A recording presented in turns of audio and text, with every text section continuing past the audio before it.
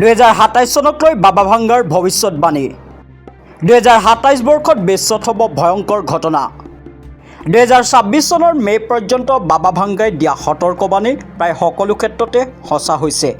এতিয়া অনাগত বছৰটোত কি হ'ব পাৰে সেয়া জানি আচৰিত হ'ব।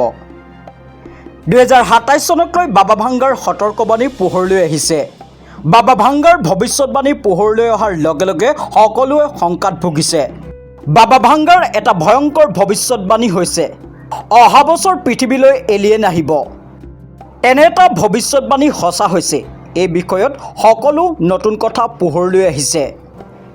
তাৰ পিছতে বহুতে কৈছে এক আচৰিত প্ৰতিবেদনো হেনো প্ৰকাশ পাইছে। কেইমাহমানৰ পিছত বিজ্ঞানীসকলে এনে এটা বস্তু দেখিব যিটো আগতে দেখা আন সকলো বস্তুতকৈ আৰু অধিক পৃথক হ'ব। বাবা ভাঙ্গাৰ ভৱিষ্যতবাণী ইয়াৰ আগতে কেইবাবাৰো সঁচা হৈছে। বাবা ভাঙ্গাৰ ভৱিষ্যতবাণী পোহৰলৈ অহাৰ লগে লগে বহুতৰে নিদ্ৰা হৰণ হয়। News desk report, news add Assam.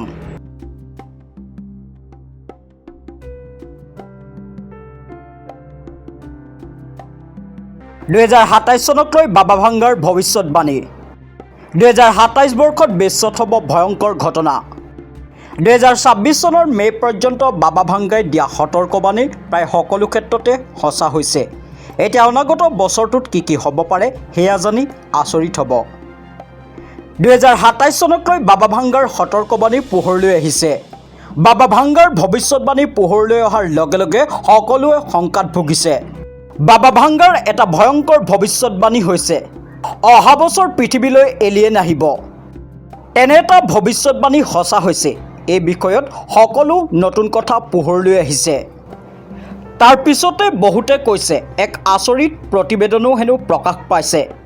কেইমাহমানৰ পিছত বিজ্ঞানীসকলে এনে এটা বস্তু দেখিব যিটো আগতে দেখা আন সকলো বস্তুতকৈ আৰু অধিক পৃথক হ'ব।